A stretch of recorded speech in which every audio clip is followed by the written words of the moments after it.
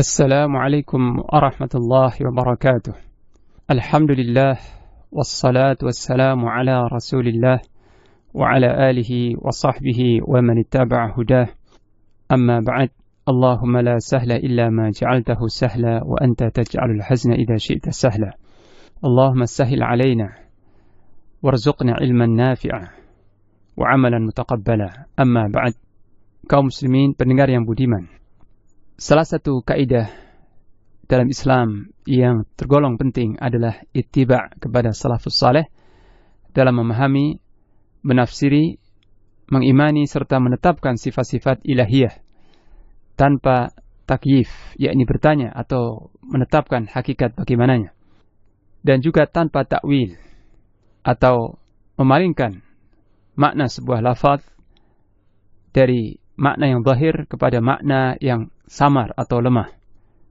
Juga kita meneladani salafus saleh dalam menetapkan persoalan-persoalan akidah lainnya dan menjadikan generasi pertama sebagai panutan dalam berfikir maupun beramal. Dengan demikian dapat kita simpulkan bahwa pertama kali kita harus berpegang teguh pada Al-Quran dan Hadis, selanjutnya meneladani, yakni mengikuti jejak suri teladan dari para sahabat Nabi sallallahu alaihi wasallam. Sebab di tengah-tengah mereka lah wahyu turun. Sehingga para sahabat adalah orang-orang yang paling memahami tafsir Al-Quran dan lebih mengerti tentang takwil atau makna-makna Al-Quran dibandingkan dengan generasi yang datang setelahnya. Mereka bersatu dalam hal usuluddin, itu pokok-pokok agama. Tidak berselisih mengenainya. Dan tidak terlahir dari mereka hawa nafsu atau pendapat-pendapat yang menyimpang dan juga kemaksiatan. Dan Allah Subhanahu wa taala mengarahkan kita kaum mukminin untuk meneladani jejak para sahabat Nabi sallallahu alaihi wasallam, karena mereka lah kaum mukminin yang pertama yang dimaksud oleh Allah dalam firman-Nya surah An-Nisa ayat 115. Wa man yushaqiqir rasul min ba'di ma tabayyana lahul huda wa yattabi' ghayra sabilil mu'minin وَيَتَّبِعْ غَيْرَ سَبِيلِ الْمُؤْمِنِينَ نُوَلِّهِ مَا تَوَلَّى وَنُصْلِهِ جَهَنَّمَ وَسَاءَتْ مَصِيرًا.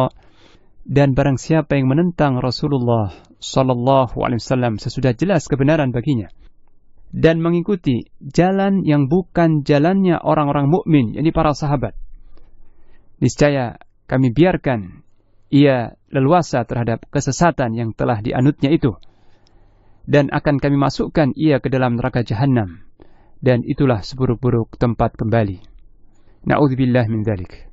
Ini adalah peringatan dari Allah Subhanahu wa taala terhadap siapa saja yang menyelisihi manhaj atau jalan para sahabat, akan dibiarkan tersesat di lembah-lembah kebinasaan, dan tempat kembalinya adalah neraka jahanam. Na'udzubillah min dzalik.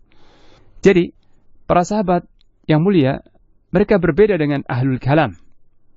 Ahlul kalam adalah orang-orang yang mahir dalam berkata, berpendapat, berfilsafat, dan longgar atau lemah dalam mengikuti athar atau mengikuti nas-nas Quran atau hadis.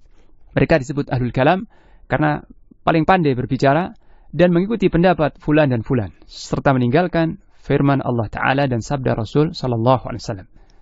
Para sahabat berbeda dengan ahlul kalam. Sebab para sahabat selalu memulai segala sesuatu dengan syara', itu Al-Quran dan Sunnah. Selanjutnya mereka sibuk dalam memahami serta merenungi dalil-dalil Al-Quran dan Sunnah tersebut. Para pengikut sahabat akan menjadikan akal tunduk kepada kitab Allah dan Sunnah Rasulnya Sallallahu Alaihi Wasallam. Dari sini kita dapat simpulkan bahwa akal yang sehat tidak mungkin bertentangan dengan dalil yang sahih. Apabila terjadi pertentangan, maka dalil yang sahih harus didahulukan atas akal. Sebab dalil-dalil Al-Quran dan Hadis bersifat maksum atau terjaga dari kesalahan dan juga terjaga dari hawa nafsu. Oleh karena itu pendengar, sikap mendahulukan Al-Quran dan Sunnah atau syara' di atas akal bagi para salafus saleh merupakan pemelihara dari perselisihan serta kekacauan dalam akidah dan agama. Sesuatu yang masuk akal menurut manhaj salafus saleh adalah sesuatu yang sesuai dengan Al-Quran dan As-Sunnah. Sedangkan sesuatu yang tidak masuk akal adalah sesuatu yang menyalahi Al-Quran dan As-Sunnah. Petunjuk atau hidayah pun merupakan sesuatu yang selaras dengan manhaj para sahabat, dan tidak ada jalan lain untuk mengenali petunjuk serta pola-pola sahabat melainkan dari athar-athar tersebut.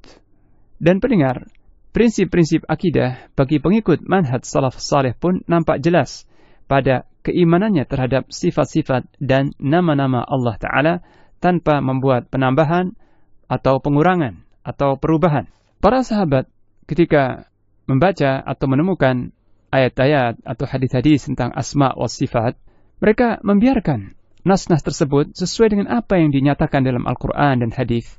Sedangkan kaifiat atau hakikat bagaimana dari sifat-sifat Allah tersebut, mereka kembalikan kepada zat yang telah memfirmankannya sendiri, yaitu Allah Subhanahu wa Ta'ala. Melalui konteks ini, pendengar, kita mesti memahami bagaimana cara salafus saleh dalam menjadikan akal tunduk kepada dalil, baik dalil itu berupa ayat ataupun hadis. Bukan sebaliknya, lebih mendahulukan akal daripada dalil. Sedangkan dalil mereka takwil atau mereka artikan sehingga sesuai dengan akal mereka. Tentu saja hal ini berarti memaksakan dalil agar sesuai tuntutan akal. Dan ini adalah manhaj Mu'tazilah serta kaum falasifah atau para filosof. Padahal yang benar adalah hukum-hukum akal lah yang wajib ditundukkan kepada dalil-dalil Al-Quran ataupun hadis. Jadi, apa saja yang telah ditetapkan oleh Al-Quran dan hadis, maka akal pun harus menetapkannya. Sedangkan apa yang dikesampingkan atau ditolak oleh keduanya, oleh Al-Quran dan hadis, maka akal pun harus menolaknya. Sesungguhnya pendengar, takwil menurut kaum ahlul kalam dan juga kaum filosof, pada umumnya mengandung tuntutan untuk menjadikan akal sebagai sumber segala hukum, atau akal sebagai nomor satu di atas segala-galanya, bahkan mendahului dalil-dalil Al-Quran dan hadis. Oleh karena itu, jika mereka melihat ada pertentangan antara dalil dengan akal, maka mereka akan mendahulukan akal dan akan segera bergegas melakukan takwil terhadap dalil tersebut sehingga sesuai dengan akal mereka. Akan tetapi manhaj salafus saleh tidaklah demikian. Mereka lebih mendahulukan dalil atau syara' di atas pemahaman akal manusia. Syekhul Islam Ibnu Taimiyah qaddasallahu ruhah pernah menyebutkan bahwa para salafus saleh menyerahkan hukum kepada ayat-ayat Al-Quran dan hadis-hadis Nabi sallallahu alaihi wasallam. Mereka merasa cukup dengan dalil tersebut. Mereka menjadikan pemahaman-pemahaman akalnya patuh kepada dalil itu. Sebab akal menurut Al-Quran dan hadis Nabi sallallahu alaihi wasallam adalah sesuatu yang bisa ada jika ada pemiliknya. Akal bukanlah zat yang bisa berdiri sendiri seperti anggapan kaum filosof. Akal tidak mampu meliputi kenyataan-kenyataan yang dijelaskan oleh Al-Quran maupun hadis Rasulullah sallallahu alaihi wasallam. Bahkan akal pun tidak kuasa untuk meliputi segenap hakikat alam konkret yang telah ditemukan berdasarkan penemuan-penemuan ilmiah akal itu sendiri.